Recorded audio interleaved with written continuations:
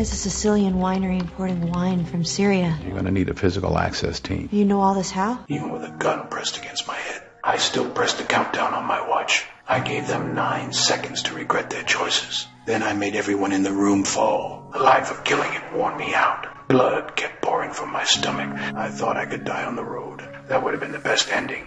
But fate had other plans. A kind stranger saved me. When I opened my eyes again, I was lying in a hospital bed. The one who saved me was an old doctor. He asked me how I got the gunshot wound. Couldn't answer because my past was too bloody. I noticed the backpack by the bed was intact. It confirmed the doctor hadn't pried into my secret. I walked out of the room with a cane and found myself in a quiet town in Italy. People on the street were wary of outsiders.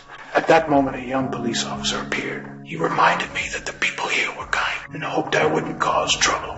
His little daughter quietly handed me a cookie. It was their purest form of kindness. After that, I continued to recover in town, gradually blending into life here. But a conspiracy was about to unfold. I saw a few thugs collecting protection money and beating up the fish shop owner. I thought it was just petty trouble, so I didn't intervene. But they were backed by a notorious crime family. This mafia was everywhere and impossible to eliminate. They even wanted to stretch their claws into this town. And all I wanted was a quiet life. I asked myself whether I was a good person or a bad one, because everything that had happened wouldn't let me let go. Someone who's killed too many cannot be called good.